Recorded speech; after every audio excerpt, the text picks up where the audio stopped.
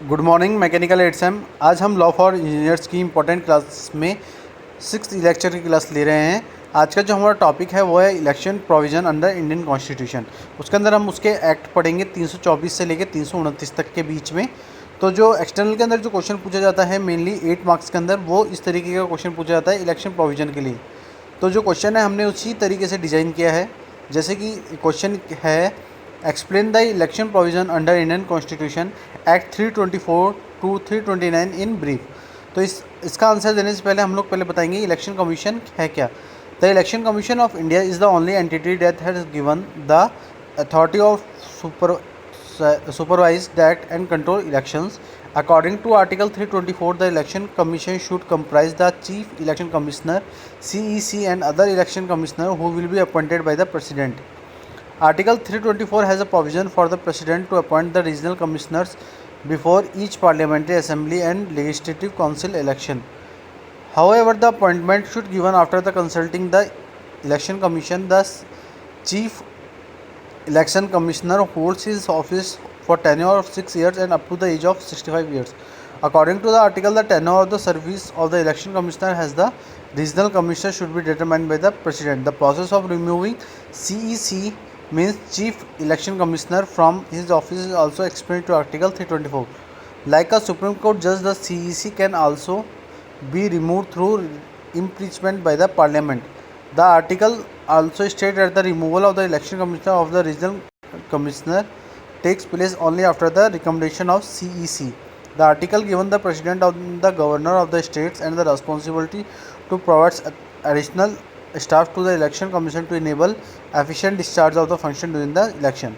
अब मैं आपको बताता हूँ इसका मतलब क्या हुआ कि इलेक्शन जो कमीशन है इंडिया का, वो एक अलग एक एंटिटी है कि जो कि के पास एक अथॉरिटी है कि वो सुपरवाइज और डायरेक्ट और कंट्रोल करती है इलेक्शंस को। आर्टिकल 324 के अंदर जो इलेक्शन कमीशन है उसको कंप्राइज करने का जो हक होता है वो होता है चीफ इलेक्शन कमिश्नर को और बाकी के इलेक्शन कमिश्नर्स को, जो कि प्रेसिडेंट के द्वारा अपॉइंट किए जाते हैं। आर्टिकल 324 के अंदर जो प्रोविज़न है वो ये है कि जो प्रेसिडेंट है वो अपॉइंट करता है रीजनल कमिश्नर्स को जब कोई पार्लियामेंट्री या असेंबली या लेजिस्लेटिव काउंसिल्स इलेक्शंस होते हैं कंट्री के अंदर। और जो इनका जो अपॉइंटमेंट होता है वो after consulting the election commissioner से होता है।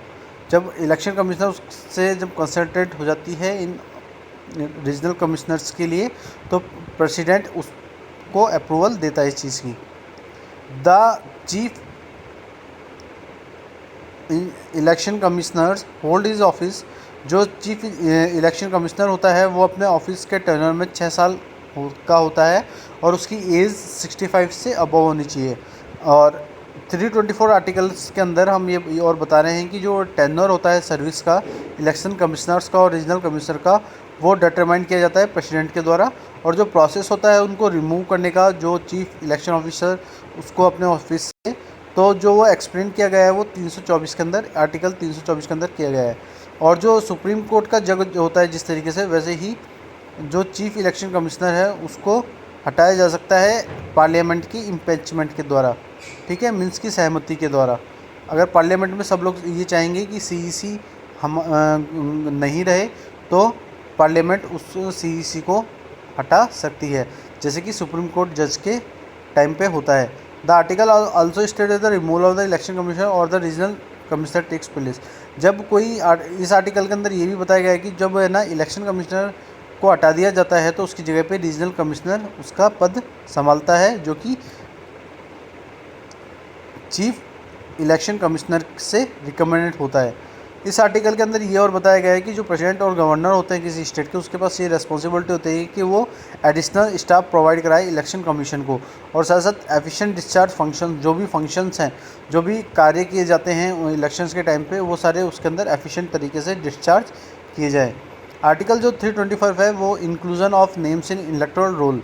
According to the Article 324, every constituency will have one electoral roll for the both parliamentary and assembly election, and no person shall be included or excluded from the electoral roll on the grounds of regional race, caste and sex. Article 326, election to the parliament and state assembly based on adult suffrage.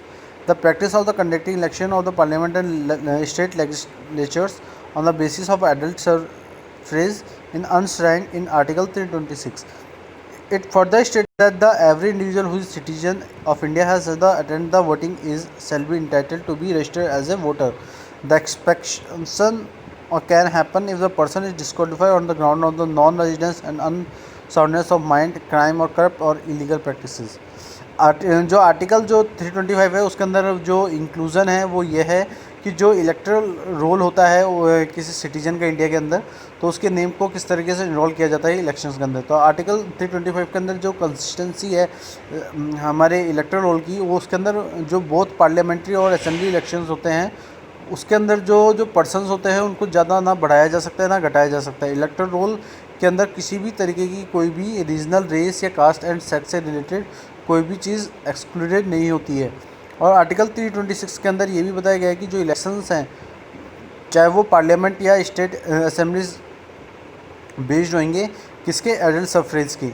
जो practices हैं जो conduct की जाती हैं elections से, जो कि parliament कराता है या पार्लियामेंट या जो स्टेट लेजिस्लेचर्स जो इलेक्शंस होते हैं जो वो कंडक्ट कराते हैं इलेक्शंस, उनके बेसिस पे जो एडल्ट सफरेज हैं उनको अंसराइंड किया जाता है आर्टिकल 326 के अंदर। और उसके बाद ये बताया गया है कि जो भी एवरी इंडिविजुअल है जो कि भारत का नागरिक है उसको अटेंड होना चाहिए वोटिंग एज के अकॉर्डिंग। और जो वोटिंग एज होती है वो होती है 18 ईयर्स ओल्ड। 18 साल से कम का आदमी वोट नहीं डाल सकता। तो 18 साल के जो वोटिंग एज के जो पर्सन्स हैं उनको इंटाइटल्ड किया जाता है, रजिस्टर किया जाता है वोटर के अंदर।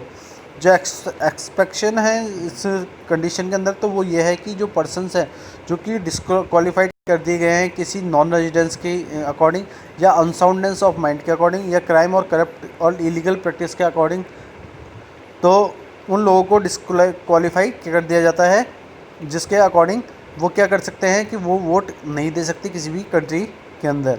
आर्टिकल 327 क्या है, जो power of parliament to the formulate laws, कि पार्लियामेंट के पास क्या पावर है कि जब वो फॉर्मुलेट करती है लॉज को।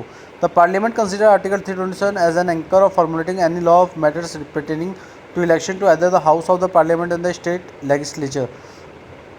The article gives parliament the power of the formulate laws regarding the preparation of electoral rolls, delimitations of the consistencies and relevant processes. जो आर्टिकल 327 है वो पावर है पार्लियामेंट की जो कि फॉर्मुलेट करती है लॉ को।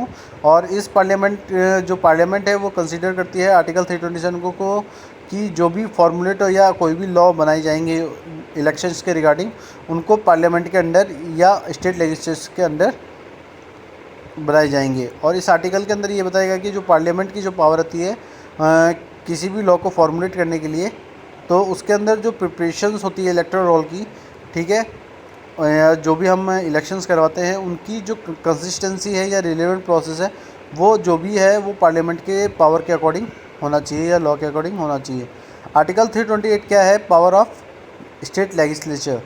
The provision of article 327 are being replicated in this article that empowers the state governments to establish new laws on all matters relating to the or in connection with the election to the state legislatures.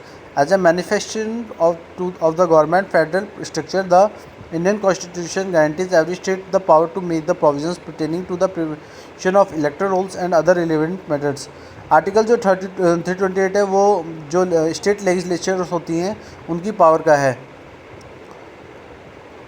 जो provisions हैं 327 के अंदर वो ये replicated करते हैं कि जो भी आर्टिकल्स हैं in powers related to the state government उनको इस्टेब्लिश करने के लिए नए लॉ को बनाया जाता है। जब नई सरकार आती है तो उस मैटर के अंदर जो भी कनेक्शन है या जो भी इलेक्शंस के अंदर जो भी एक मैटर्स को रिलेट किया गया था स्टेट लेजिस्लेचर के अकॉर्डिंग, तो उसके मैनिफेस्टेशन के लिए जो गवर्नमेंट है वो उसकी जो फेडरल स्ट्रक्चर है वो इंडियन कॉन्स्टिट्यूशन की ये गारंटी को पूरा करती है कि जो स्टेट पावर है वो अपने प्रोविजंस के अकॉर्डिंग जो भी इलेक्टोरल रोल्स प्रिपेयर करते हैं उनको अदर रिलेवेंट मैटर्स के अकॉर्डिंग पर्टेन किया जाए। आर्टिकल 329 क्या है, prohibits courts interference in the electoral matters to prevent the judiciary from gaining supremacy and the intervening of in matters of the governance. The constitution has included 329. The article prohibits courts interference in the electoral matters. No court can question the validity of any law relating to the delimitation of the constituency or the allotment of seats. जो article 329 है वो court के कुछ prohibits हैं जो कि interference करते हैं इलेक्ट्रॉनिक मेथड्स को, तो इससे ये प्रिवेंट होता है कि जो जुडिशरी है वो किसी भी तरीके की सुपरमेसी या इंटरवेनिंग मेथड्स जो होते हैं गवर्नमेंट के रिगार्डिंग उनको गेन नहीं करे। और साथ साथ जो भी कॉन्स्टिट्यूशन के रिगार्डिंग है वो उसके अंदर आर्टिकल 29 के अंदर इसको इंक्लूड किया गया है।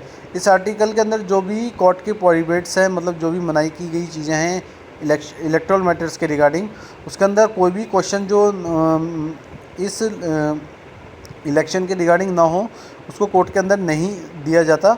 और उस लॉ के रिगार्डिंग जो भी डिलिमिटेशंस हैं उनकी कंसिस्टेंसी को लेके, और जो भी सीट अलॉटमेंट होती है, मतलब कि जो भी अपने इलेक्शन के अंदर खड़े होते हैं जिनकी भी सीट्स होती है उनको वो किसी भी तरीके से, मतलब कि कोर्ट है उनको किसी भी तरीके से कोई भी वैलिडिटी टाइम पीरियड के अकॉर्डिंग उनको गिरफ्तार नहीं करती है जब तक उनके ऊपर कोई भी तरीके के कोई भी केसेस नहीं हों।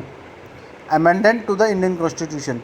Electoral reforms has led to a series of the constitutional amendments. It was during the time of emergency 1972 be the pieces when the 39 amendment of the Indian Constitution was enacted. The amendment was made to place the election of the President, the Vice President, the Prime Minister and the Speaker of the Lok Sabha beyond the scrutiny of the courts. The 52 Amendment Act of 1985 set the provisions for disqualification of the members of parliament or the state legislature for defecting to another political party after election. The 73rd and 74th amendments ensured that election to the all seats in the municipalities and the panchayats. The 73 amendment also makes provision for the reservation of seat of the SCs and ST and the women. जो amendment है Indian constitution का वो इसका topic का last part है।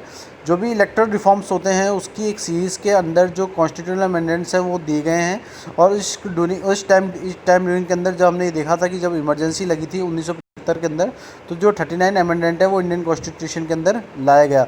और इस amendment को बनाने का मेन मकसद था कि जो भी इलेक्शंस होते हैं प्रेसिडेंट या वाइस प्रेसिडेंट या प्राइम मिनिस्टर या लोकसभा के स्पीकर के, उसकी जो भी बियॉन्ड सिक्योरिटी होती है वो कोर्ट के पास होती है। लेकिन 52 अमेंडमेंट एक्ट के अंदर जब 1985 के अंदर जो प्रोविजंस आए उनको डिसक्वालीफाइड कर दिया गया वो मेंबर्स को जो कि पार्लियामेंट या स्टेट लेजिस्लेचर को डिफेक्ट करते हों कोई अदर पार्टी के इलेक्शन के थ्रू। और जो हमारा 73 और 74 अमेंडमेंट है वो इंश्योर करता है कि जो डायरेक्ट इलेक्शंस होते हैं जो म्यूनसिपाल्टीज़ की सीट और पंचायत के अंदर, उसके अंदर जो 73rd अमेंडमेंट है वो ये प्रोविज़न लाता है कि जो भी रिजर्वेशन है, सीट्स हैं, जो भी शेड्यूल कास्ट, शेड्यूल ट्राइब और वुमेंस की वो रिजर्व है। तो आज के टॉपिक के अंदर हमने इलेक्शन प्रोविज़न पढ़े और 324 से 329 के आर्टिकल्स भी पढ़े जो कि इलेक्शन प्रोविजंस के अकॉर्डिंग हमें इंडियन कॉन्स्टिट्यूशन ने दिए हैं। तो आज के लिए इतना ही। Thank you so much and have a nice day.